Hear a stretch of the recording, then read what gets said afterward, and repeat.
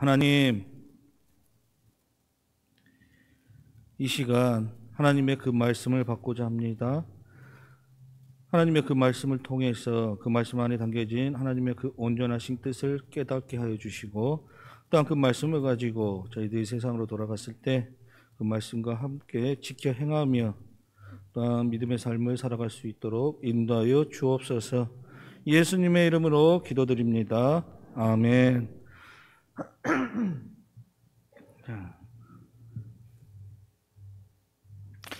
오늘 하루라는 책에 나오는 이 성공의 비결이라는 글입니다. 오늘 하루 성공하려면 어떻게 살아가야 할까요? 창문은 말했다. 틀에 부딪히는 고통을 참아야죠. 얼음은 말했다. 차갑게 냉정을 유지해야죠. 망치는 말했다. 열심히 두드려 일해야죠. 칼은 말했다. 베일듯이 날카로워야죠. 불은 말했다. 화끈하게 뜨거워야죠. 비누는 말했다. 때를 잘 제거해야죠. 형광등은 말했다. 빛을 밝게 비춰야죠. 세상의 모든 것들은 만들어진 목적이 있고 그 목적을 이룰 때에 행복해집니다.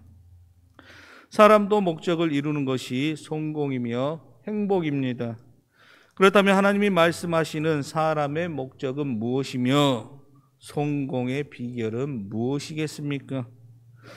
하나님을 찬양하는 목적을 달성하는 삶, 이웃을 사랑하고 복음을 전하는 삶, 말씀을 듣고 작은 실천을 하며 하나님과 동행하는 삶이 바로 성경이 말하는 성공한 그리스도인의 삶입니다. 본문의 말씀은 성전 봉헌에 관련 기사와 솔로몬의 기도를 다루고 있는 말씀에 이어서 이스라엘 백성들을 위한 이 솔로몬의 축원과 권면을 다루고 있습니다.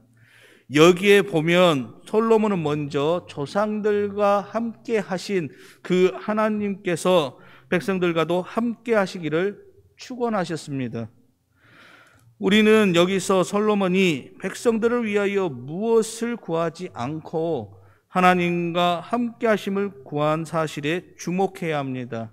이것은 인간적으로 보면 아무것도 아닌 것처럼 보일지 모르겠지만 사실은 진정한 복이 무엇인가를 우리에게 가르쳐주고 있습니다.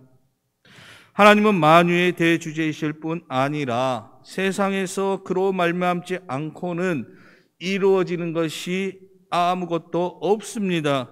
따라서 하나님이 함께 하신다는 것, 그가 비록 또 가지지 않았다 할지라도 이미 모든 것을 가진 것이나 다름없습니다. 즉 하나님이 함께 하신다라는 것, 어떠한 복보다도 우리에게 있어서 큰 복이며 그것이야말로 진정한 복입니다. 그러한 의미에서 하나님이 우리에게 임마누엘의 약속을 주시고 그것을 그리스도와 성령을 통하여 이루어 주신 것은 실로 놀라운 복이라 할 수 있습니다. 한편 솔로몬은 이스라엘 백성들과 하나님이 함께 하시는 조건으로 그의 계명과 법도를 지키도록 권면하였습니다. 그렇습니다. 우리가 마음과 뜻과 힘을 다하여 하나님의 말씀에 순종하였을 때 하나님의 마음에 합한 자가 되어 하나님이 함께 하시게 되는 겁니다. 물론 우리가 하나님의 말씀에 불순종하게 되면 하나님은 우리에게서 떠나시고 그로 말미암아 우리에게 돌아오는 것은 불행과 고통뿐입니다. 여러분 솔로몬 왕을 보세요. 하나님께서 그에게 나타나셔서 그에게 지혜를 주셨고 또한 그에게 은혜를 더하사 그를 나라의 이 왕으로 통치자로서 이렇게 살아가면서 복의 복을 더하여 주시지 않았습니까? 그런데 그가 처음에 하나님과 이렇게 동행하였을 때는 그러한 은혜 가운데 그 왕의 자리를 지켰지만 그가 이방의 여인들과 결혼을 하고 이방의 우상신들을 이스라엘 안으로 들어옴으로 말미암아 하나님께서 그를 떠나버리셨지 않습니까? 그로 말미암아 나중에 어떠한 일을 당하게 됩니까? 그가 살아있을 때에는 이루어지지 않았지만 그의 자식의 아들의 때에 이스라엘이 남북으로 분단되어지지 않습니까? 오늘 우리는 본문 말씀을 통해 하나님을 알아가고 참으로 복된 인생을 살기 위해서 우리가 어떻게 살아야 하는지 함께 나누는 시간을 갖도록 하겠습니다. 말씀은 교훈합니다. 하나님께서는 말씀하시고 말씀하신 것들을 이루시는 분이십니다.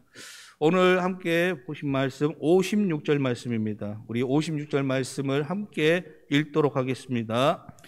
여호와를 찬송할지로다. 그가 말씀하신 대로 그의 백성 이스라엘에게 태평을 주셨으니 그 종 모세를 통하여 무릇 말씀하신 그 모든 좋은 약속이 하나도 이루어지지 아니함이 없도다. 아멘. 이 말씀과 같이 하나님의 이 말씀의 확실성을 강조하는 것은 우리 성경 전체에서 찾아볼 수 있는 확고부동한 진리라고 할 수 있습니다. 우리는 이 말씀과 유사한 이 표현들이 성경 전체에 걸쳐 반복되고 있음을 알고 있습니다. 그런데 이 말씀은 지금 우리가 살펴보는 열왕기서에서 가장 많이 반복되는 말씀이기도 합니다. 이 열왕기서를 자세히 읽어보면 그 말씀 전후에서 열왕기서 기자가 여호와께서 하신 말씀대로 되었더라, 이 말씀을 응하게 하심이더라, 여호와께서 하신 말씀과 같이라는 이 표현들을 여러 차례 반복해서 사용하므로 하나님의 말씀의 확실성을 강조하고 있습니다. 심지어 열왕기상, 열왕기하에 기록된 이러한 표현들은 이 두 권을 제외한 성경의 다른 모든 부분을 합친 것보다도 더 많이 반복해서 사용하는 표현이기도 합니다. 여러분, 이 같은 기록을 통해서 열왕기서 기자가 말하고 있는 것이 무엇입니까? 일반적인 이해에 의해서 세상의 왕의 말처럼 권위 있고 믿을 만한 말은 없습니다. 그러나 그 어떤 왕의 말보다도 더욱 믿을 만하고 확실한 것은 바로 하나님의 말씀이라는 사실입니다.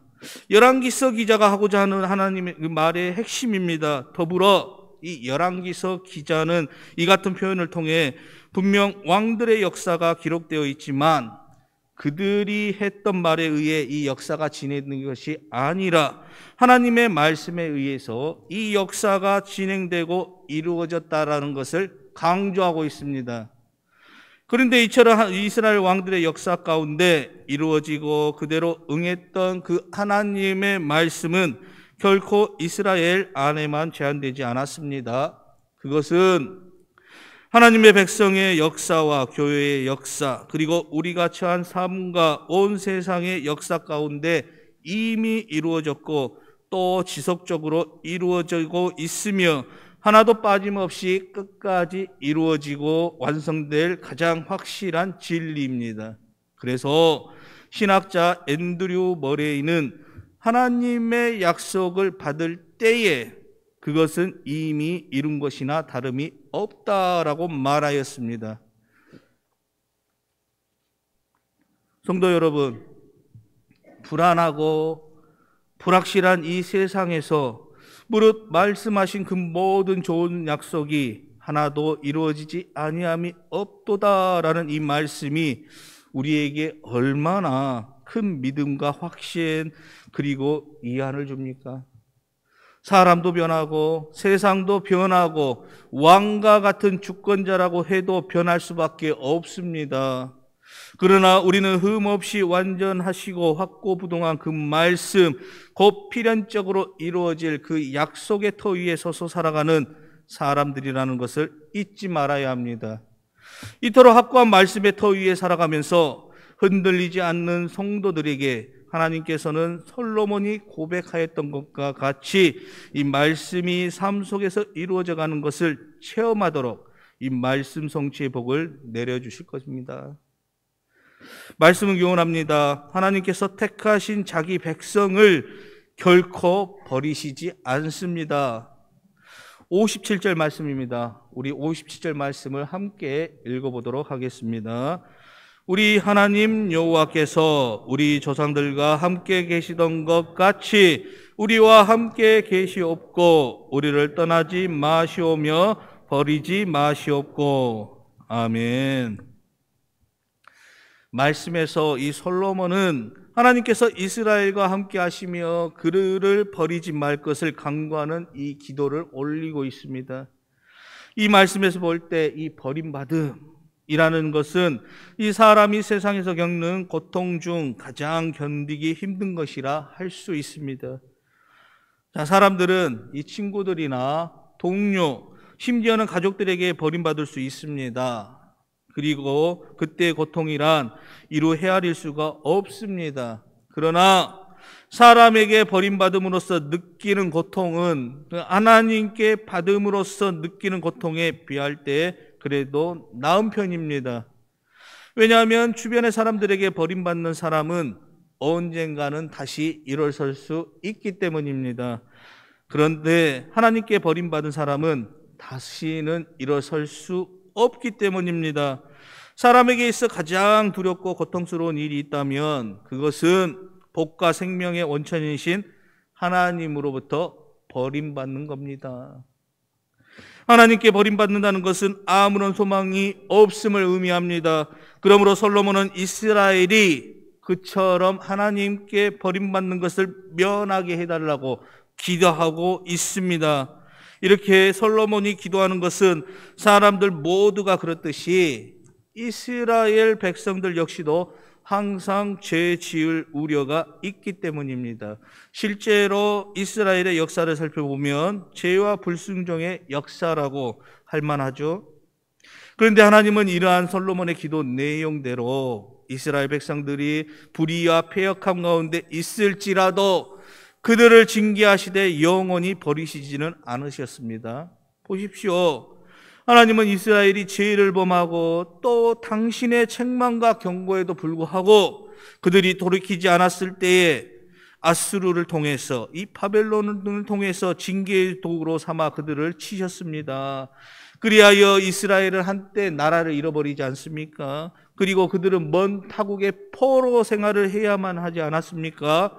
그때 이스라엘 백성들이 느낀 것이 무엇입니까? 하나님이 자기들을 버리셨다. 그러한 생각을 하지 않았겠습니까? 그러나 하나님은 그들을 아주 버리신 것이 아니었죠. 하나님은 그들이 징계 중에 회개하고 또 그들에 대한 징계 기간이 지나자 다시금 그들에게 회복시켜 주셨지 않습니까? 하나님은 그들을 포로지에서 돌아오게 하셨고 다시금 성전을 건축할 수 있게 하여 주셨지 않습니까? 성도 여러분, 하나님은 당신이 택하신 백성 이스라엘을 버리지 않으셨던 것처럼 또한 우리들도 버리지 않으십니다. 그분은 한 번 택한 우리를 결코 버리시지 않습니다. 하나님이 우리를 버리시지 않으시는 그 이유는 우리를 당신의 자녀로 삼으셨기 때문이죠. 떠난 탕자를 포기하지 않고 기다리시는 아버지와 같이 잃어버린 양 한 마리를 찾으시는 목자와 같이 하나님은 우리를 결탄코 포기하지 않으시고 당신의 그 크신 은혜와 그 사랑으로 우리를 감싸 안으신다라는 거죠. 때로 우리 성도들 역시도 자신의 연약함과 범죄함으로 혹은 세상의 악함으로 인해서 하나님께 징계를 받아 극심한 고통 속에 처하기도 하고 세상의 모든 사람으로부터 버림을 받은 경우가 있을 수 있습니다. 그렇죠? 그러나 그때에도 우리를 버리시지 않는 하나님이 우리 곁에 함께 계심을 기억하는 성도들이 되시기를 원합니다. 우리를 버리지 않고 항상 함께 하시는 그 하나님의 은혜로 인해서 우리 모두는 요셉과 같이 어떠한 버림과 소외, 고통이라도 극복할 수 있으며 결코 하나님의 도우심과 지키심 속에 승리의 삶을 살 수 있게 되는 거죠. 오늘 본문에 드러난 하나님의 성품을 함께 살펴보았습니다. 말씀대로 이루어 가시는 하나님, 택하신 백성을 포기하지 아니하시고 끝까지 인도하시는 그 하나님. 그렇다면 하나님의 성품에 따라 복을 받기 위해 우리가 해야 할 일은 무엇입니까? 분명 하나님께서는 우리의 어떠함과 상관없이 하나님의 은혜의 역사를 이루어 가십니다. 그러나 하나님의 백성된 우리가 해야 할 삶의 분량과 모습이 있습니다. 우리의 삶을 복되게 하시고 복 주시기를 원하시는 그 하나님 앞에 우리는 어떠한 삶을 살아내야 하겠습니까? 말씀은 교훈합니다. 하나님께 마음을 온전히 드려야 합니다.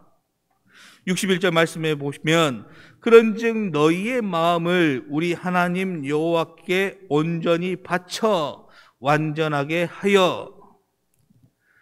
이 말씀에 보면 솔로몬이 백성들 모두를 향해 완전한 삶을 살아갈 것을 권명하는 내용이 있습니다. 여기에서 솔로몬은 이 완전이라는 말을 사용하고 있는데 그 앞뒤에 하나님과 합하는 것, 즉 하나님과 동행하는 삶에 그 비결이 있다라는 것이죠. 구약 성경에 보면 완전한 자로 칭해지는 사람들이 여럿이 있습니다. 그 대표적인 인물로 에녹과 노아를 들 수 있습니다. 그런데 이들이 그렇게 불려질 수 있었던 이유는 다른 이들에게 없는 특별한 자질이 그들에게 있다거나 그들이 우리와 다른 성정을 소유해서가 아닙니다. 그들 역시도 죄와 연약함의 굴레 속에 살아가는 우리와 같은 사악함의 굴레 속에 살아가는 같은 사람이었죠. 그런데 그들이 완전한 자라고 불려질 수 있었던 데에는 공통의 이유가 있습니다. 그것은 바로 그들 모두가 하나님과 동행하는 사람이었다라는 점이죠. 창세기 5장 24절에 에녹이 하나님과 동행하더니, 창세기 6장 9절 말씀입니다. 노아는 의인이요 당대의 완전한 자라 그는 하나님과 동행하였으며 라고 기록되어 있습니다. 흔히 사람들 중에는 완전함이란 시련도 어려움도 없는 태평무사한 이 상태로 생각하는 이들이 있어요. 그러나 성경이 가르치는 이 완전함은 그러한 것이 아니죠. 우리가 살아가는 이 세상과 우리가 처해진 이 삶의 형편에 있어서 이 고난과 시련, 공공한 공핍의 바람이 불지 않는 무풍지대는 없습니다. 이것은 앞서 언급한 에녹과 노아의 경우에 있어서도 마찬가지였죠. 이 노아의 시대에, 그 시대의 성경에서 어떻게 기록하고 있습니까? 하나님의 심판의 대상이 될 만큼 그때 당시에 살았던 사람들은 패역하고 악이 가득한 이 세상 속이었다, 세상이었다라고 성경에 기록되어 있지 않습니까? 그러한 세상 속에 이 노아가 그의 가족들은 살아가고 있었습니다. 그러나 그들은 그 악한 세상의 형편과 불안정한 환경 속에서도 흔들리지 않았습니다. 하나님과 동행하며 하나님이 원하시는 길을 걸어갔습니다. 주변 사람들이 어떻게 살아가든 세상의 풍조가 어떠하든 그들은 하나님과 동행하였습니다. 결국 이로 인하여 그들은 하나님 보시기에 의롭고 완전한 사람으로 세워질 수 있었습니다. 성도 여러분, 이런 믿음의 선진들이 걸었던 완전함의 길은 우리 역시도 걸어야 할 길입니다. 하나님은 아브라함에게 너는 내 앞에서 행하여 완전하라라는 이 명령을 주셨습니다. 결국에 이 명령은 그가 걸어갔던 믿음의 자취를 따라 걸어야 할 믿음의 후손인 바로 우리들 모두에게 적용되는 말씀입니다. 여기에서 내 앞에서 행하여라는 이 말씀은 우리가 완전해질 수 있는 길이 어디에 있는가를 가르쳐 줍니다. 즉 하나님과 동행하며 하나님 말씀 앞에 행할 때 우리 모두는 완전해질 수 있다라는 것이죠. 그러므로 저와 여러분은 어떠한 형편에 처해 있든지 하나님과 동행하는 삶을 사시기를 원합니다. 칠흑과 같이 한치 앞을 내다볼 수 없는 그 상황 가운데에서도 자신이 아무리 생각을 해도 이해할 수 없는 상황 그 가운데에서도 그 요셉은 하나님과 동행하였습니다. 그리고 하나님과 동행함으로 이 요셉은 하나님의 뜻을 이루는 이 삶을 살아갈 수가 있었습니다. 이와 마찬가지로 우리 역시도 하나님과 동행할 때 완전해질 수 있고 그것 곧 하나님과 동행함이 완전함에 이르는 유일한 비결이라는 것을 명심하시기 원합니다. 내 스스로가 아무리 열심히 노력한들 완전해질 수 있는 게 아닙니다. 말씀은 교훈합니다. 하나님의 법도를 행하며 그의 계명을 지켜야 합니다. 1931년 노벨 평화상을 받은 제인 아담스는 척추장애인이었습니다.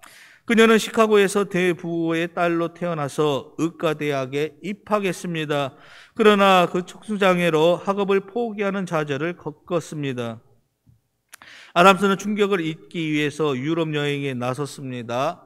그녀는 영국 런던의 빈민구를 방문한 후에 큰 충격을 받았습니다.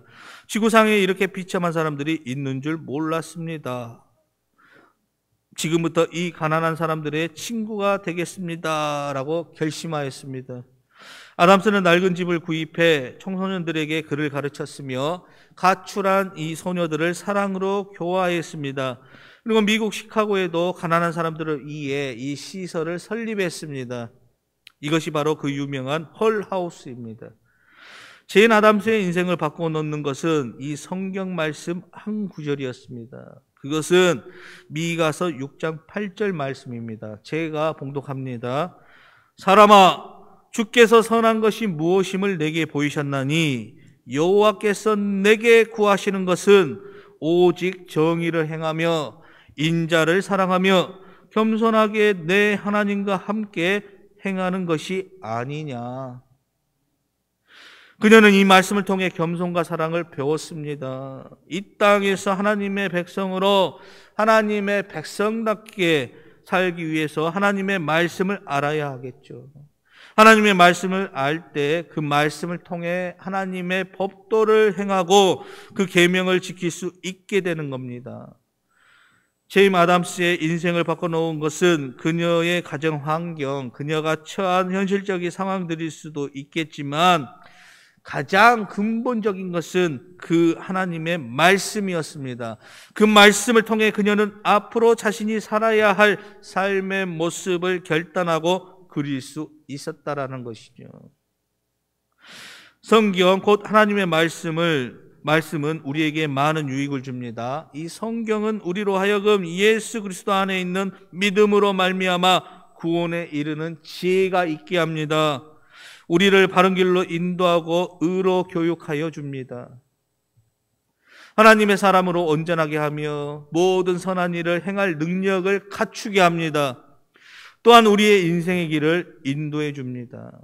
시편 119편 105절 말씀입니다. 여러분들도 잘 아시는 말씀이죠. 주의 말씀은 내 발의 등이요 내 길의 빛이니이다. 아멘. 성경은 한치 앞을 보기 힘든 세상 속에서 살아가는 우리들에게 이 캄캄한 바다를 향해 하는 배에게 길을 인도해 주는 등대같이 바로 우리의 인생의 길을 인도해 줍니다.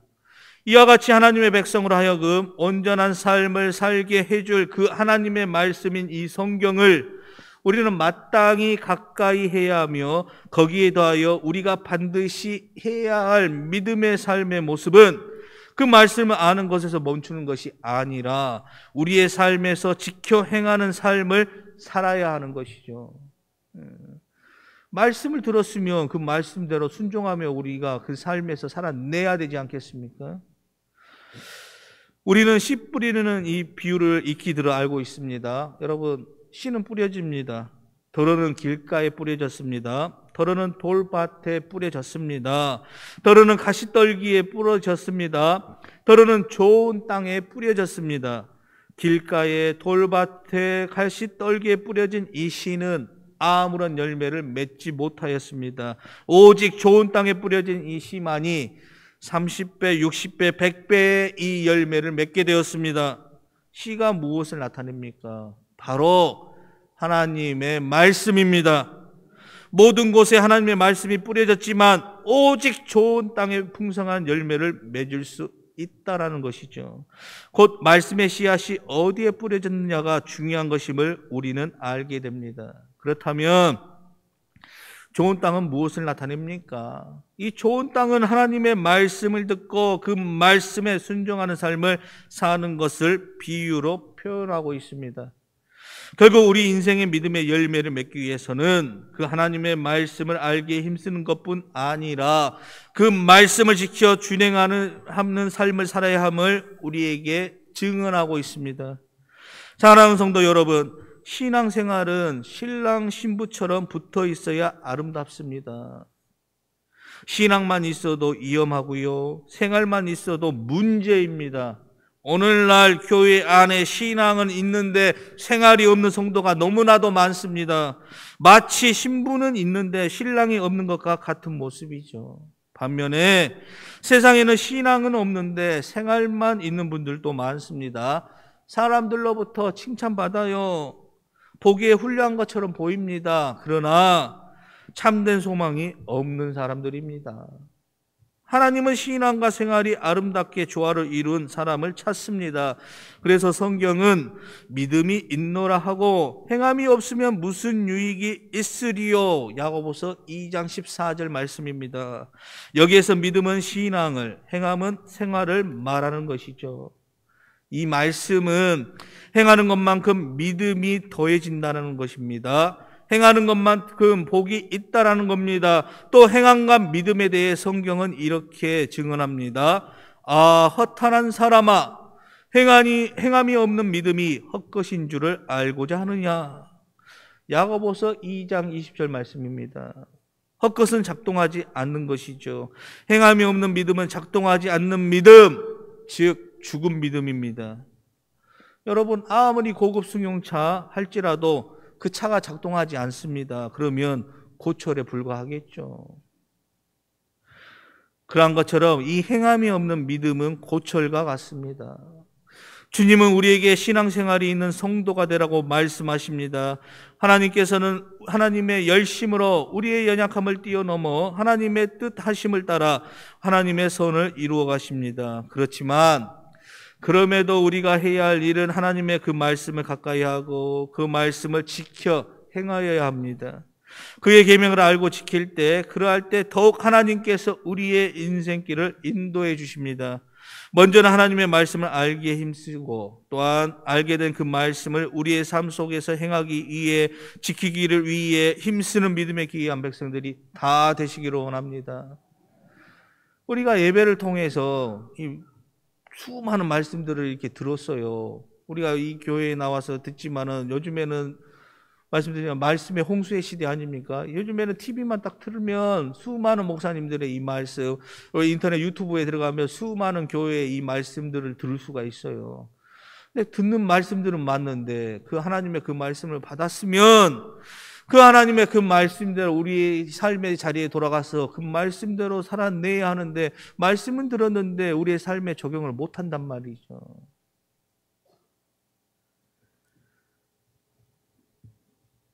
이제 우리의 그 말씀을 지키기를 힘쓰는 저와 여러분들이 되시기를 원합니다. 그런 말미암아 그렇게 우리가 살아내야지만이 우리가 이 성산의 아름다운 공동체를 이루어갈 수 있다라는 사실입니다.